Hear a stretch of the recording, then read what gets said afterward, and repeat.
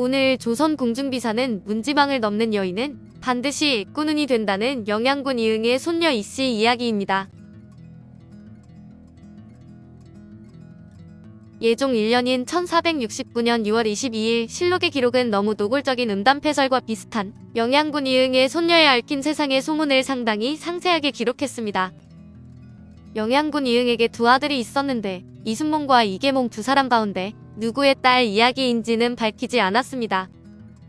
예종실록 6권 예종 1년 6월 22일 갑술 6번째 기사 1469년 명성화 5년 고 단양 군사 남이의 아내 이씨의 졸디. 고 단양 군사 남이의 아내 이씨가 졸하였다. 이씨는 영양군 이응의 손녀인데 10여 명의 아들을 낳고 갑자기 죽었다. 남이의 음모가 드러나지 못하여 이씨는 아내의 도리로서 섬기려 하지 아니하고 남이가 죽자 이씨는 과부로 살았는데 중에 권선하는 자가 그 문에 운집하였다.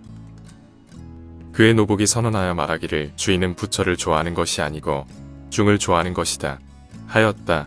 한 형사가 인근에 늙은 할미의 집에 임시로 거처하고 있었는데 하루는 어떤 중이 와서 늙은 할미와 더불어 비행말을 하고 갔다. 늙은 할미가 형사에게 이르기를 오늘 어떤 여자 손님이 오실 테니 그대는 마땅히 피해 주시오. 하므로 형사는 마음속으로 의심이 나서 거짓으로 그러라고 말을 하고 나가서 문병에 엎드려 살펴보고 있었다. 날이 저물자 그 중이 와서 말을 마구간에 메어놓고 장삼을 벗고 드러누워 쉬다가 늙은 할미에게 이르기를 어째서 늦는가 하니 늙은 할미가 말하기를 의심하지 말라 하고 곧 등불을 밝히고 술을 마련히 놓고 기다리었다. 밤 초고에 한 여자가 자색 우쩌고리에 머리를 감싸고 한 여종을 데리고 와서 중과 늙은 할미와 더불어 세 사람이 솥발처럼 벌려앉아 술을 마셨는데 조금 있다가 늙은 할미가 나가고 중이 여자와 더불어 바싹 다가앉아서 바야흐로 모내 그리운 정을 베풀고자 하였다. 이때 양사가 옆에서 뛰어나가 성난 목소리로 말하기를 이는 어떤 여자이고 이는 어떤 중인가. 내가 이 여자를 보니 반드시 보통 사람이 아닌데 어찌하여 여기에 왔는가. 네 장차 순관에게 잡도록 고하겠다 하니 늙은 할미와 중이 놀라고 당황하여 빌면서 애원하였다. 향사가 듣지 아니하고 장차 잡아 가두려고 하는 것 같자 그 여자가 여종에게 은밀히 이야기하여 면포 수십 피를 가지고 왔다. 늙은 할미가 향사의 옷을 잡아당기며 반복하여 달래며 타이르기를 그대가 만약 내 말을 들을 것 같으면 마땅히 면포와 중이 타고 온 말을 주겠다 하니 향사가 말하기를 이는 작은 일이 아니므로 밝히지 않을 수 없으나 주인 할미의 청이 간절하여 좋지 않을 수 없다 하였다. 그리하여 중과 여자는 곧 함께 도망하고 향사는 그 배를 말에 싣고 갔다. 사람들이 그 여자 손님이 누구인지 의심하였는데 이가 곧 이씨였다.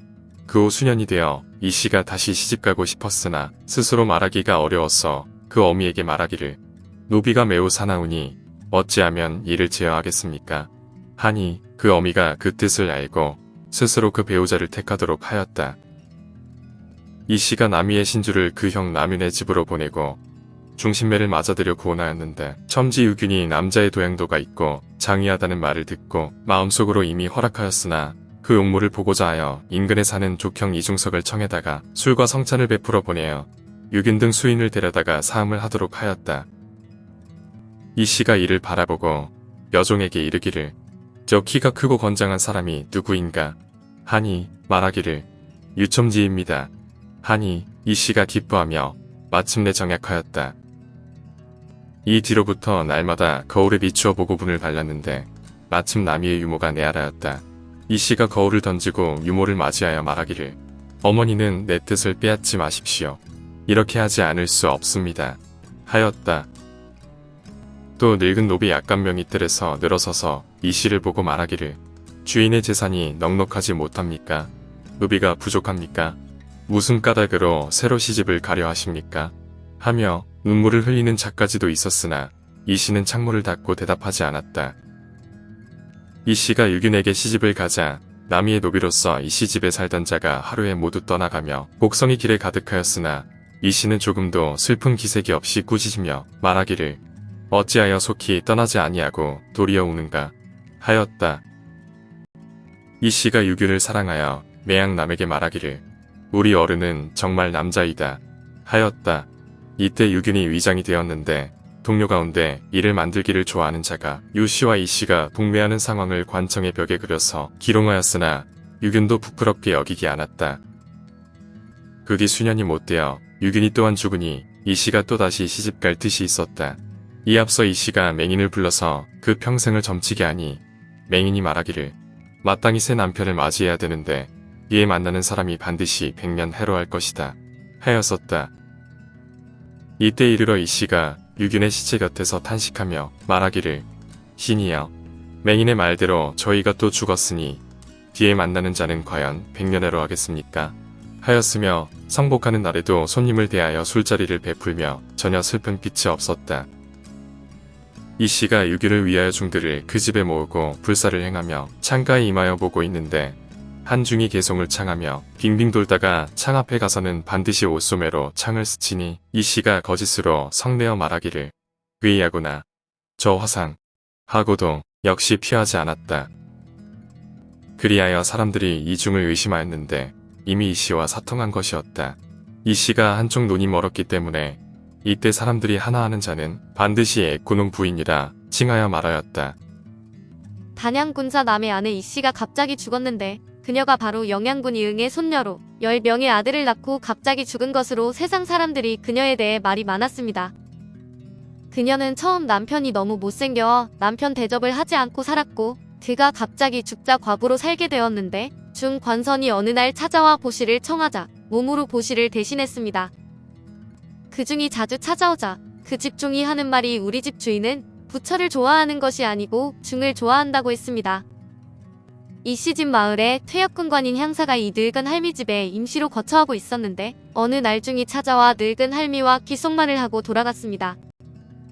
그리고 얼마 뒤 늙은 할미가 향사에게 오늘 중요한 손님이 오시니 자리를 좀 피해주시오 하자 그 말을 믿지 않은 향사가 그 집 문밖 기둥에서 몰래 숨어 있었습니다. 정말 날이 저물자 초록 장삼을 뒤집어 쓴 여인이 등불을 밝히고 나타났고 그녀와 같이 온 여종 그리고 늙은 할미가 등불 아래서 술을 마시고 있었습니다. 얼마 지나자 그 할미가 나가고 중이 나타나 등불 아래서 서로의 회포를 푸는 모습을 향사가 지켜보았습니다. 성격이 괄괄한 향사가 들어가 이 여자는 누구고 중은 누구인가? 하며 소란을 피우자 늙은 할미가 향사의 타이르길 이 일을 모른 척한다면 귀한 물건을 주겠다 말했습니다. 할미는 급히 들어가 배를 말에 싣고 나타났고 향사는 말을 끌고 그곳을 사라졌는데 이 이야기의 주인공 여자가 바로 이 씨였습니다. 이 여인은 혼자 산 지 몇 년 지나 전 남편 신주를 형의 집에 돌려보내고 어미에게 무비들이 혼자 있는 여자라 무시하고 자꾸 겁탈하려 하니 어떻게 했으면 좋겠습니까? 라고 했습니다.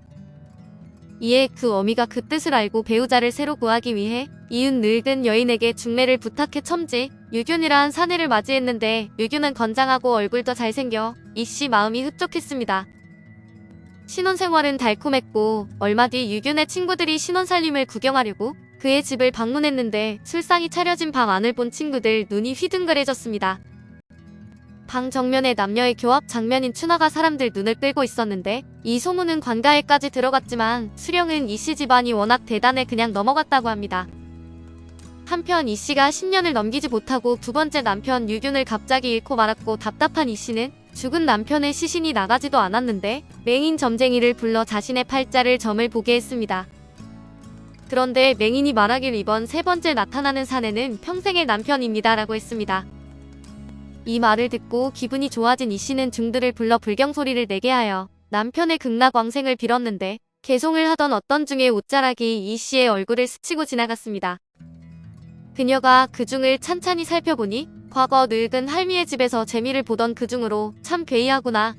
저 화상하고 또 만나는 것을 보니 정말 평생의 인연이구나 라고 생각했답니다. 그렇게 두 사람은 거의 함께 사는 사람처럼 됐는데 나중에 이 씨 눈 한쪽이 멀어 사람들이 문지방을 넘는 여인은 반드시 꾸눈이 된다고 말하며 그녀의 소문이 백성들 사이에 널리 퍼졌습니다. 이순몽, 곽충보 등 조선이 개국하고 전장에서 혁혁한 전공을 세운 무인들에 대한 이런 좋지 않은 실록의 기록들은 두 가지로 해석할 수 있습니다. 무인들이란 원래 싸움에서 승리를 하면 전리품으로 여자들을 마음대로 취했던 기질이 살아남아 내 여자 남의 여자를 가리지 않고 함부로 여자들을 건드린 것을 실록에 기록한 것이 하나입니다. 다른 하나는 조선이란 사회가 문인들이 주류인 사회로 무인들을 낮게 보는 경향이 실록에 그대로 반영되어 그들의 간통 사건을 많이 실은 것입니다. 오늘 조선 공중비사는 문지방을 넘는 여인은 반드시 애꼬눈이 된다는 영양군 이응의 손녀 이씨 이야기였습니다.